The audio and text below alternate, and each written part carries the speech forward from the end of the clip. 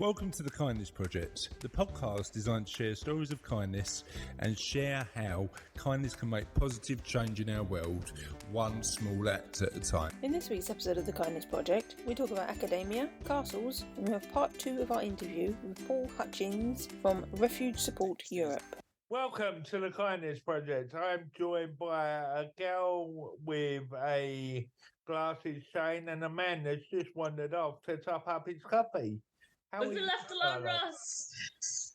I know. Left alone. We can start devices. We can talk about him behind his back now. He can hear us still, unfortunately. How are you, Charlotte? I'm good, thanks, Russ. How are you? I'm doing fine, thank you. Nice.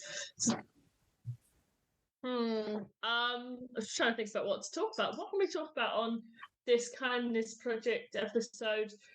You got any interesting plans? I mean, we know you're going to the Amazon. We talked about that last time. Amazon, yeah. But have you got any other interesting plans going on this I don't week, know. Russ? I'm looking at somewhere to go this year. I was talking previous about the Eden project. Yes. But, that's great. I think I might try something more active. So I don't know yet. I mean, there's the Eden Project's in Cornwall, and we went to this town in Cornwall. I don't know why they always linked in my head, where they had all of like the King Arthur and the Round Table imagery, and it was like, this is where King Arthur lived. Did they have a sword in the stone? No, I don't think they did. Sorry. Hello, everybody. I'm back. I've got a coffee. I've had a little chat. I'm back in the room. Well, you two are doing such an amazing job. I thought I'd leave you to it. Yeah, Cornwall is a good place, and I want to say Tintagel Castle. I want to say that, but I'm not sure whether that's the right place. Let me look it up, and I'll come back to you. You guys carry on. You were doing a good job. But it had all like this, and all of the pubs were named after like King Arthur stuff, and there was a King Arthur car park, and there was like. I love a good castle. Where I live in Norfolk, we've got Castle Acre, which is like the ruins of a priory that was sacked by Henry VIII when he outlawed all that. And then Henry VIII is back. We should rename this podcast to the Henry VIII podcast. And then we've got Castle Rising, which was erected when they had the wars with Wales, Scotland. Sorry, we're completely different. Yeah, they have different. How can we North and me South mixed up? How far back was this from us? Well, number one, Wales is west, not south. Why are you pointing out your window? What? It's southwest for us. It's right. Northwest for us. Okay. Don't point out your window, because I don't even know what direction that is, Russ. Right? Have you got a southern facing window? Those are supposed to be. What one's that way? Wales and Scotland? Damn that Google Maps. I can't. Russ, sorry. How far back did this event happen? Not me. How far back did this event happen? When Norfolk invaded Wales last Tuesday. When this place was invaded. It was a while ago when, back in the days of William Wallace and all that. Back in the days when Wales and Scotland had their own languages and Scotland completely different. Was that a connection to the fact that you know a bit of Welsh? Could you teach us a bit of Welsh? Oh yeah, you was learning Welsh in lockdown, weren't you? I was, because there was no pressure, because no one was ever going to ask me to speak Welsh, so it was fine for me to learn because there was no expectation of me to. Well, now you got to do it. Go on. Pub dipping isn't the word for microwave, is it? So where did that thing about? I think it is colloquially, but like if you take it back, because there's no word for microwave, it's not. Yeah. People just like, that's the Welsh word for microwave. Mind you, I see a lot on TikTok. There's a girl on TikTok does how to speak valleys. Right. and all the pronunciations in the way they do in the valleys. Right. I So can't do you want to give us remember. some of that? I can't remember any of them. I mean, we were talking to one of our guests yesterday, the amazing sisters from the Five Diamonds Mentorship Program that will be showcasing on the podcast in a few weeks. That was interesting. Well, look, I really like the stuff they do, and we've had guests on in the past who have done really well, and the one that springs to mind is Emmanuel Escudo, who said, "Look, I've been lucky enough to, build a career, have a really decent life because of, being encouraged and inspired and stuff like that." Emmanuel's the financial planner who does a lot of media stuff to support people, understand that the opportunities out there for them to live the lives they want. So really like what Emmanuel's doing.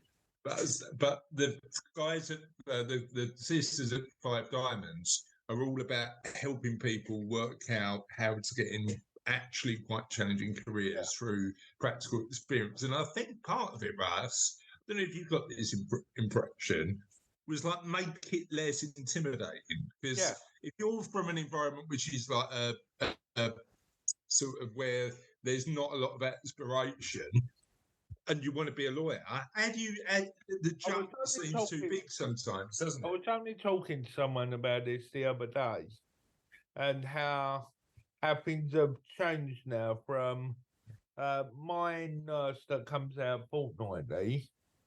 She learned on the job, whereas to do her job now, you need a degree, not learning on the job. And sometimes that practical experience.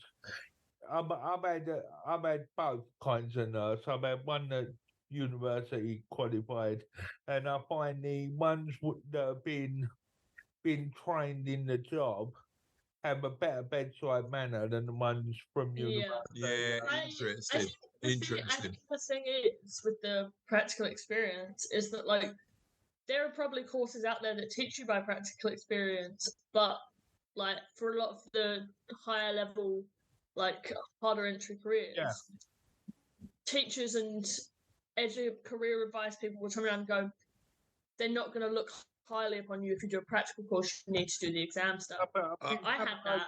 I mean, the challenge I've got is my practical experience in all sorts of fields and talk to all sorts of people is the opposite is true. Yeah, I know, but the thing is, they look more highly upon people who have done like written qualifications. At stuff like university level, which is where you need to go to get the qualifications for certain jobs. I think you're right, but you think about where what they're doing.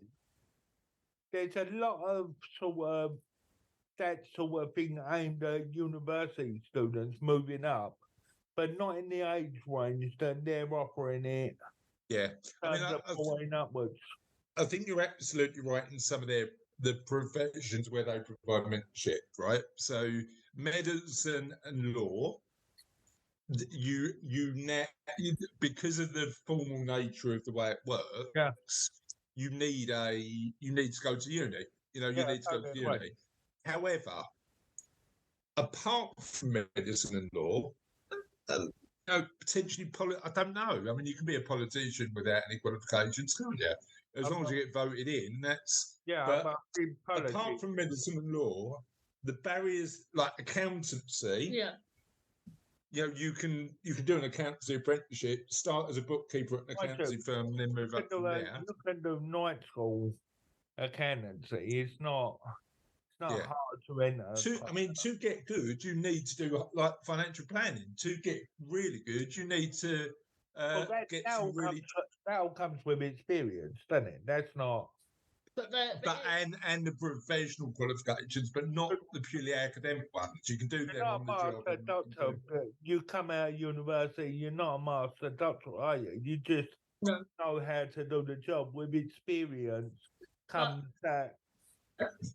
For things that aren't like purely physical, they will always encourage that you like, and you go and do the exam subject, and you go and like forever. They will always encourage. Depends on the employer. And I think the reality is that the world is changing so fast at the minute.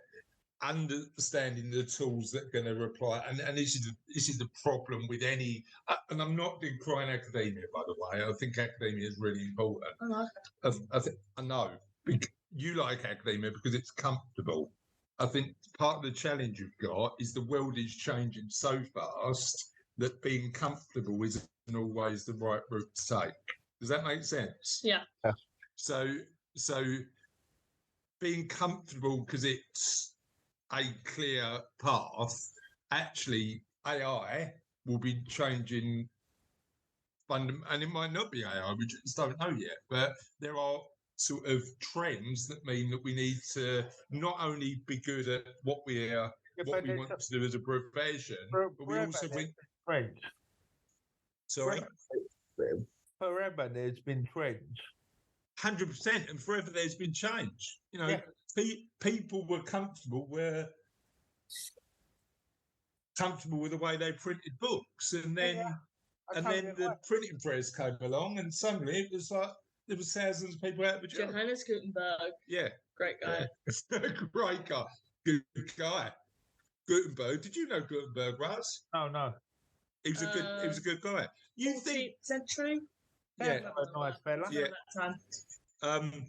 But this is part of the challenge. I think that this is part of the challenge with academia is because it is such a big institution. It changes a lot more slowly than the world is changing, and therefore I think you need a probably combination of knowledge and skills from academia. Yeah, I agree. But you need to appreciate that, like AI tools, right? We're looking at all of that at the minute, aren't we? I think what they should be teaching now is STEM. It's all about technology now. It's not about the manual jobs. It's all about technology now, and now.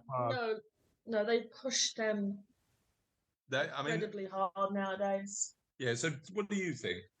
I definitely think there should be some more practical stuff included, and like some of the stuff they teach from like 11 to 16, sort of before you sort of have too much of a choice, is really, I'm not going to say pointless, but it's less about, when they're teaching you from those ages, it's less about working stuff out and less about forming your own opinions, and it's more like, here's all the stuff we need you to know for the exam. That's why I prefer being at uni than I did doing GCSEs or even some of my A levels, because what they do is they don't teach you the good stuff, and you know what I mean. They don't teach you like the interesting, like the stuff that's actually prep. They teach you to the exam. Because that's the only way they get funded, unfortunately, is if they teach to the exam. But I don't think that's practical or useful. I think they should be teaching kids to think for themselves instead of just being like, this is what you need to know for the exam. But they don't do that. They just be like, here's what you need to know. You learn this down and don't deviate. And that's why I like being at uni, because they will hand you information and go and turn to you and ask, what do you think? Well, I mean, in a way, I mean, this is the interesting thing. And again, we're not experts on this. It's just us having a conversation about sort of ideas. And if you listeners have got a alternative opinion, or you'd like to share how you feel, question of the podcast is, if you had a magic wand and you could change the education system, how would you change it? But I think the castle is Tintagel, by the way, and it's set on a cliff in Cornwall. Russ, it's amazing, really good. You can get a jeep to take you down. It's great. But you can get a jeep. It's a bit of a walk down the hill, but because you're getting physical at the minute, you'll be ready for it by the time you go. Right. So, education system. I think the earlier you can get people to have a degree of agency and say, look, solve this problem whatever way you want. You've got, here's the tools, here's what you can do. Yeah, I think I would have done a lot better at school if that was the way it was told. Let me give you an example, like a real example from Sophie, who for the listeners of the podcast will know is my younger daughter who's 11. They had Enterprise Week, right? Yeah. Which I think is an amazing idea, Enterprise Week. And they said, "Oh, it's Enterprise Week. We're going to let you set up a stall and sell stuff." Yeah, Jay does the same thing. Yeah, and what we're going to do is we're going to let you do this stall. We're going to give you a £5, and whatever you make, we take back. I was like, what? Well, that ain't fair, is it? Well, hold on.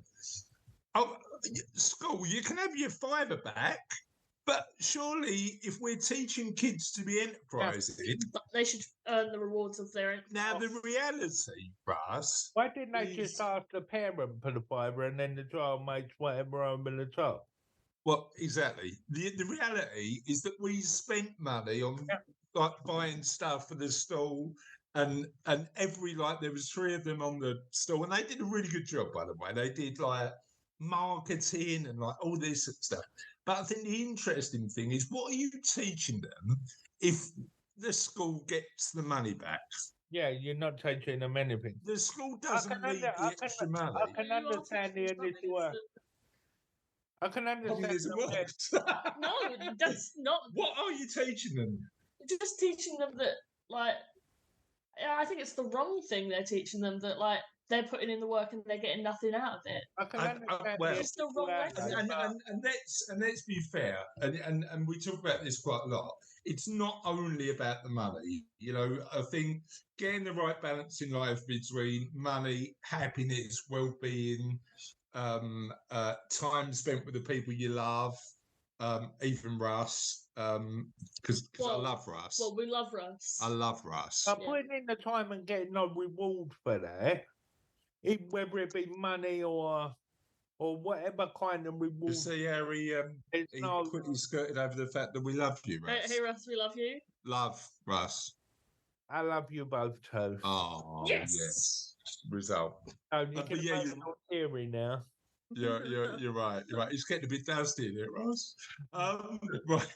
On that note, shall we move on? We've definitely not come up with a solution to the education challenge or the right balance between whether kids should be or piracy, voting on academia or piracy or neural, whatever it was. We never come up with solutions. We just spitball, don't we? We just talk absolute nonsense. We're known for that. But today I want to showcase a little bit about a stranger's act of kindness for a mum of 2 who asked Aldi cashier to stop scanning in Kindness news. What was that? An Aldi customer was actually, you can do this one. Okay. Our internet connection is unstable. An Aldi our internet connection is unstable at the minute. An Aldi customer was praised for her kindness after helping a struggling mother pay for her. Slow down. I'm so sorry. An Aldi customer was praised for her kindness after helping a struggling mother pay for her weekly groceries at the checkout. When the woman saw Francesca J. ask the cashier to stop scanning when the bill reached £50, she stepped in and offered to pay for the ice lollies left at the till. The generous woman, a stranger to Francesca, saw Francesca's son William, then 4, become upset when the frozen treats were left behind with vegetables and bread. And as Manchester Evening News reports, the kind stranger eventually decided to pay for all of the groceries left on the conveyor belt at the Stockport supermarket. I went in knowing I only had £50 to shop, Francesca, who also had a young daughter, said. I did my shopping not thinking it would come anywhere near £50, as it never usually does. But as it got nearer at the till, I asked the man serving to stop scanning at £50. I said, I'm sorry, and I can't have those, so please stop the shop there, to which he did. My son was behind me and must have heard me say, put the ice lollies back. The lady next to me on the next till came over and said she had seen my son's face drop and would like to pay for them. I thanked her and so did my son, but she then saw the other bits of shopping and paid for those too. Myself and the man serving kept saying, "Are you sure?" And she said that she had been in this situation before and was more than happy to pay for it. I think it came up to about £6. This means the world to me because I have always tried to be nice and kind and have paid for people's stuff before quite a few times. Francesca said she had been struggling recently, which made the act all the more kind. I am not financially well off at all. Far from it now, actually. But I've really tried to be kind all the time and almost lost faith in humanity because I always seem to get shot down. For someone to help in small ways makes you feel so elated. She didn't have to do that, but I could tell it was a genuine generosity. One of the items the mystery lady paid for was a 6-pack of fizzy drinks, which Francesca only put in her trolley after seeing a young man outside who asked her for any spare change.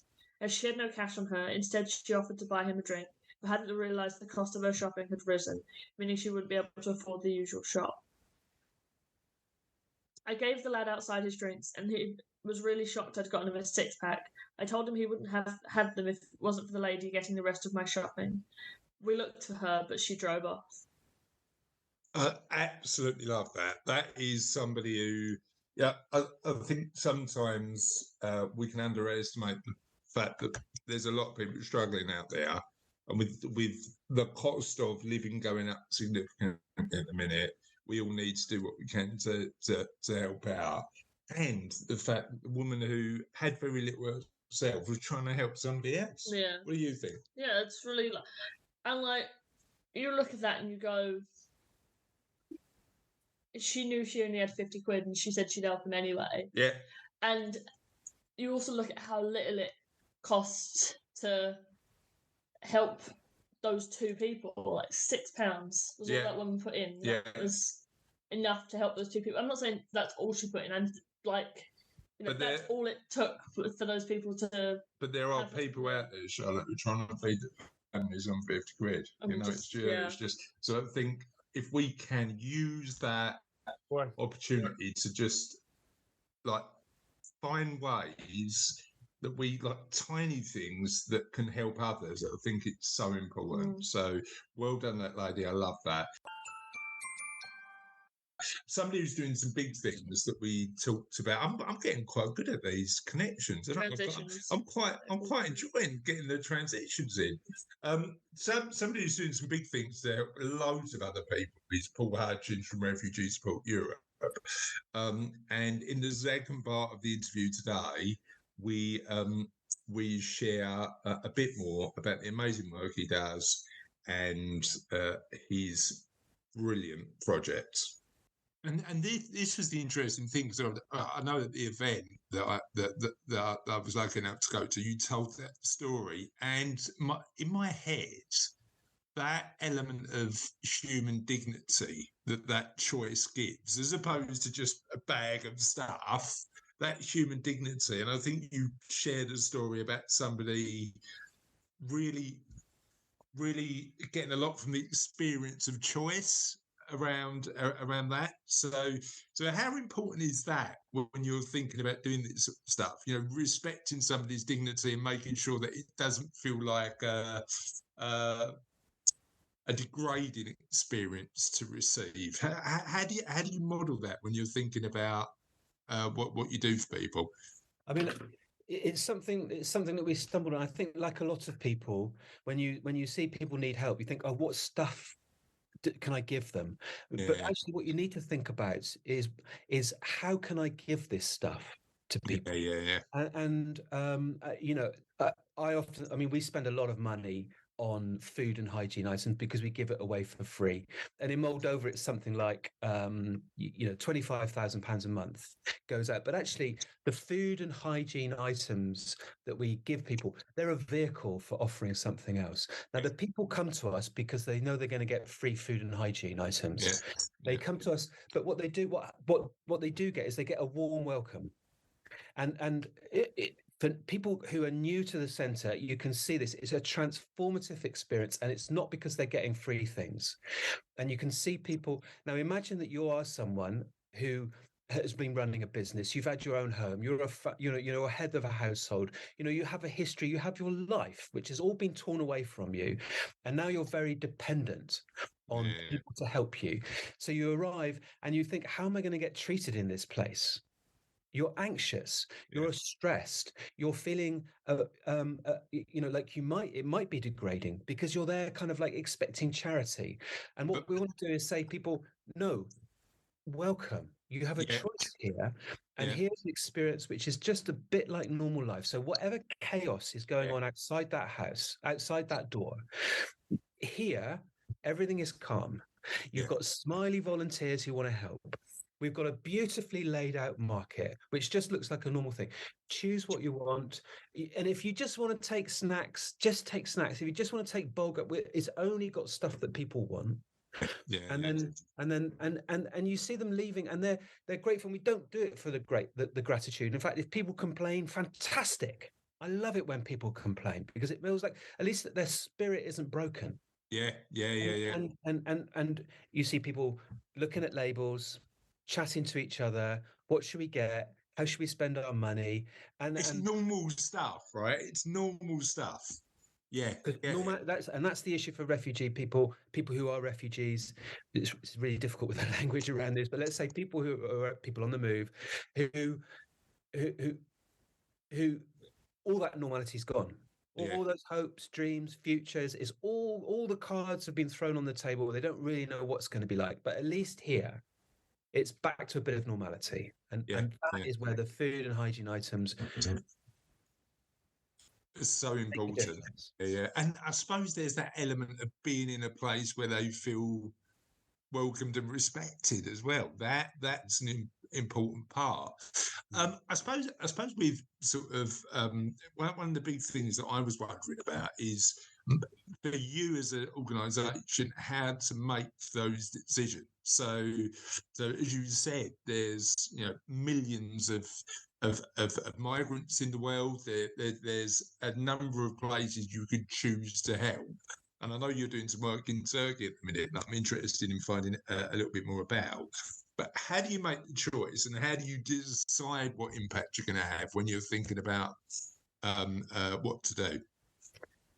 Yeah, well, I mean, there are so many places where there are refugees. You can almost put your pin in a map and go somewhere. And so, we're in Cyprus at the moment, and we've been in Cyprus for 4 years. We went there because someone said there's a problem, and we knew somebody, and we asked some people, and they said, please come and help. So partly it's about the contacts and opportunities where you just think, okay, we've got a way in here. You've got a wide support that's not going to sort of put up too many barriers, right? That's right. And so with a kind of contact, with a sort of invitation to come in from someone in the UN or someone who's working in the sector in some way, okay, that's going to lay the ground, and then we can see if we can help. So that's part of it. I mean, we're a volunteer organisation. So one of our policies is never to go anywhere which the Foreign Office says is a no-go zone. So we're in Moldova at the moment. Actually, Transnistria, some people know, is like a strip of Moldova which is Russian controlled and autonomous. That's a place that the Foreign Office says not to go to. So is Ukraine. So we will never work in Ukraine. We'll never work in Transnistria until that changes. We're Refugee Support Europe. I think we want to be in Europe. We have worked in Bangladesh. And the reason we went there is because, a million Rohingya crossed over to Bangladesh from Burma in about a month, and it was huge. We just thought, let's just go and do something. We went to Mexico for a month because there was a lot of rhetoric coming out from the Trump government at the time about, dehumanizing this group of people. We just wanted to show a bit of solidarity, so we went for a month and helped in Tijuana. In each occasion, there's been this sort of will to help. There's been someone who said, yes, here's someone, I know someone, I know something about the area that I can sort of give you a way in for. And then when you arrive, there's people there, again, being a part of a community of helpers, having this history of being a helper, you just gravitate towards each other. Yeah. And then these Yeah, people yeah. just say, we went to Turkey without a clue. It was Paula and I, who's our main coordinator. Paula and I just went by ourselves with 2 contacts. With one person in Gaziantep, who's a Syrian refugee, and we had one person in Antakya. It's a completely destroyed city, and they said yes, we'll chat. We spoke to them, chat to somebody else, and it just rolls from there. And those people bent over backwards to help us, and they introduced us to people who also bent over backwards. And I suppose there's an element, as you say, there's people helping that find a way to work together. Does that also include other NGO organisations? Because I'd imagine there's an element of collaboration there, right? Or help me understand a bit about that. Yeah, there is very much a spirit of collaboration. I think that when you're talking about inter-organizational relationships, there can be conflicts. People do talk about we want to do it this way, you can't do that. We need to coordinate. So you can have those kinds of bundles, but in almost every situation, there are coordination meetings. No one wants to duplicate effort. Yeah, everyone wants to do the best they can. Everyone's looking after the resources that they've got. So there's always, even though there might be disagreements, and keep the lines of communication open and make sure you're just doing your best. It's collaborative. I want to use our platform, Paul, as a way to share some of those human stories, because I think that's really important when we're thinking about this subject. And I think stories are an amazing way to share the work you do. So, and it might be difficult to just have one. So if you've got a couple, we've got the time, so I'm happy with that. But what story do you think best describes the work you do? I mean, it is really tricky. I mean, I think that one of the best things, I think, for me from a volunteer point of view is the younger people. So we get quite, we've had people from actually 15 who've come with parents, but we asked for people from 18 to 79, so all over 40 different countries, from all kinds of backgrounds. But the young people I find particularly inspiring, and we've had 2 or 3 young people that I know of, and there will be more, who've come and helped for 2 or 3 weeks, and as a result of that, they've then changed kind of what they want to do in the future. They've changed their university course. They've changed what they're going to do as a postgraduate course. They've started looking for different sorts of jobs than the one that they're doing, and that is fantastic. I just think that they've had such a kind of transformative experience that then decided to change their life choices about what they want to do in the future. I do think it's interesting though, because it's sort of, so my daughter's now 19, Charlotte, who hosts the podcast with me, and there is an element of that. I speak to her in her French. She's studying up in Glasgow at the minute, but I speak to her in her French, and there does seem to be that element of like wanting to give back and finding purpose early in their careers, which sort of, I don't know, I'm mid-40s. Our generation, I personally didn't have. But do you think there's a generational shift in terms of looking at doing good? I don't know. What I do know is that I'm very optimistic about the impact that we can have as individuals. I'm very pessimistic about the way that I see the world going. Right. And but what young people do for me is give me some optimism and hope, because they're wonderful. They come, they're hardworking, they really care, they're super smart, and I just think with people like that, and we've had some people, we have people come for sort of 2 to 4 weeks. They need to be, we need to have a coordinator who can manage those. So we've got coordinators at the moment, but I've had some that are very young, like early 20s, and they're managing groups of volunteers from all over the world, all speaking different languages, all had different backgrounds, all different ages, and those people are amazing. 20, in their early 20s, able to sort of grapple with this really complex machine, lots of competing demands, and get stuff done. I mean, that's amazing to me. I mean, I think that those are younger people. I mean, Paula, who I mentioned earlier, who is our main, basically I run the organization with Paula. She's sort of in the field, or she's in Moldova at the moment. She's always out there. She's Spanish, and she was working in auditing, and about 3-4 years ago, she just gave everything up to come and help. And that and to see someone like that go from that kind of background to just doing the kind of work that she does, helping, tireless, inspirational. I just think it's fantastic. It's incredible. I love it. And talking of volunteers, if somebody's inspired to volunteer, and I know we've interviewed people on the podcast, the two guys who worked with you on Ukraine Rocks, I know have come volunteer, David and Phil. What if somebody's listening to this and is inspired to give some of their time? How do they start? Yeah, we've got a really simple process. I mean, we say to people that, all you really need is the ability to smile and to work as part of a team. And because all we're essentially doing is running a market, and everyone knows how a shop works. We've got like these wonderful coordinators who can make sure that, everyone's safe, everyone's doing what they need to do. It's a 5-day-a-week job. So we ask for people to come for sort of between 2 to 4 weeks. And on the website, refugeesupporteu.com, there's a volunteer with us. We've got lots of information about volunteering, but it's a simple form. We then have a video chat with one of the kind of recruitment team, just so that everyone understands what the job involves. And then if there's a vacancy, and we have a kind of a limit on the number of people that we have, so that people aren't standing around, wasting their time, that everyone's always kind of fully occupied. If there's a vacancy, we book you in, you come out, you do your 2-3 weeks or 4 weeks, and then thank you very much.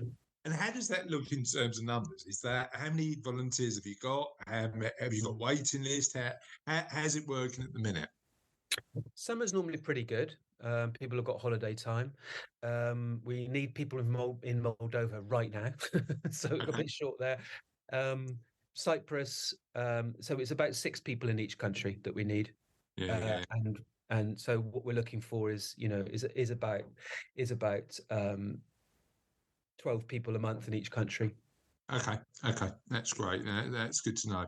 And I know I suppose what I'm curious about is your big challenges at the minute. So what are the challenges for your organisations in terms of what you're looking to achieve? And if any of our audience can help with, is it time to volunteer? Is it money, or is it something else? Yeah, I mean, it's always kind of money, volunteering, and awareness. And I think so. The volunteering, we've had like 1,500 plus. I mean, so there's a lot of people, and a lot of people do come back. About a quarter now come back and volunteer more than once. Yeah. So that is a really kind of great way of understanding exactly what we do, seeing everything, the nuts and bolts of the activity. We're very transparent for those people who can see where the money goes and the impact that it has on the people that we're serving, and people will spend time with like-minded people. It's that's a brilliant introduction to the organization. If people can't volunteer, and it is a big commitment, money, the machine takes a lot of money to keep ticking over, and I say, free food and hygiene. The Rock for Ukraine was a fantastic boost to keep us going in Moldova. I mean, really superb effort from that financial planning community and the organisers. So that donations of whatever size, and is that we've got plenty of ways to do that online, are really helpful. And then, as an organization, what we want to try and do is grow and expand. So we're in 2 centres at the moment. I would like to set one up in the UK, given the kind of situation that there is here and how difficult it is for people claiming asylum. And we are planning to go to the Canaries as well, which a lot of people don't know, but it's actually one of the main routes for people fleeing Africa into Europe. Basically, they get into a boat off West Africa, and they hope that the trade winds will take them to the Canary Islands. It's an incredibly perilous journey. Yeah.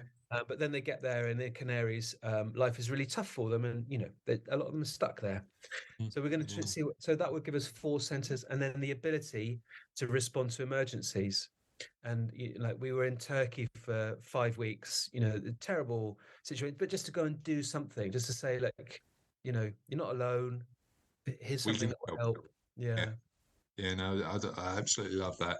Thank you for joining us today, and I'm sure that some of our audience is going to be inspired to get in touch. I hope. You've mentioned the website once, but what I'd like you to do is share the website again and let us know where we can follow you on social media. I follow you on Twitter now. I think your Twitter is amazingly inspiring as well. So share where people can connect with you, connect with the organisation, and where they can find you. Thank you, Chris. Yeah, I mean, well, thank you for having me on as well. And I mean, I think the Kindness Project is really kind of sums up kind of what we're about as well, which is just showing a bit of kindness. It's not about the stuff that you give; it's how you give it, and being kind is absolutely fundamental to that. Why, the idea that we can all practice a bit more kindness to people wherever they're from and whatever their story, it just is very inspiring. I agree with you. I think the interesting thing for me, Paul, is, I'm having loads of conversations like this at the minute. It's using technology for good, right? This goes out to, tens of thousands of people every month. People listen to it. Hopefully they get inspired to do amazing things. And we love that.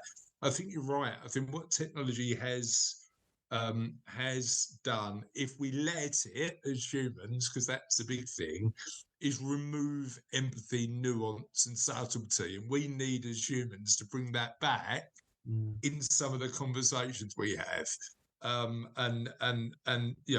You're doing amazing. All I'm doing is jumping on my laptop and speaking to amazing people like you. That's and certainly just trying to help where we can. But thank you for the work you're doing, because I absolutely love it. So if people do need to get in touch, where can they do that? Thanks, Chris. Yeah, so we're all over the social media. Refugee Support Europe is on Facebook. We're on Instagram. You'll find us on Twitter. The website is refugeesupporteu.com. Send us a message on that, or on any of the social media channels. We'll always get back to you. Fab. Amazing stuff. Thank you for being a guest on the Kindness Project, Paul. We really appreciate it. Thank you. So that was part 2 of the interview. Hopefully you enjoyed that. 'Tis the end of another podcast. Rush, you never do 'tis the end, do you? Do you want to give it a go? Give it a go. No. No. 'Tis the end of another podcast. Thank God. I thought you enjoyed the podcast, Russ. I thought you loved it. Russ, we love you. I know. We love you. I know. You know. I wish you'd stop. That is the worst reaction to "we love you." Like if somebody said "I love you" and I turn around and said "I know," that would be deeply unkind, wouldn't it? Well, really? It depends on who's saying it to you. Some random stranger walks up to you in the street and says "I love you." Then is that what? I'll be like, "Oh no, Russ, carry on talking. Carry on talking." Charlotte's looking up knock jokes. This is going to be bad. Just let's pretend joke of the week doesn't exist. It's the end of another podcast. The end is not the end, but just the beginning of something new. Yes, and that is us saying goodbye. Have a lovely week. No, I'm on the joke. I told you she's looking up knock jokes. Yeah, we do not need that in our lives. I remember the 80s where you had your little book of knocks. Thank you, Russ. Go on then. It's not a knock joke. You're wrong. Oh, go on then. I was looking at knock jokes, but they were all unsatisfactory. Yeah, not good enough. This one better be good then. Go on. What do dentists call their x-rays? What did dentists call their X-rays? Don't know. Toothpicks. Oh yeah, that's true. Toothpicks, pictures of teeth. It's bad when you have to explain it. Last week, Russ, you had a little twitch because the joke was so bad. Yeah. I think that's My favourite part of doing Joke of the Week is me and Russ ganging up on you trying to get you to laugh. I think that twitch is infectious because it feels like I'm getting it now. Toothpicks. I like that. No, we don't need more. We don't need more. On that note, have a lovely week, listeners, and we'll see you in some of the Kindness Project. Bye. Bye.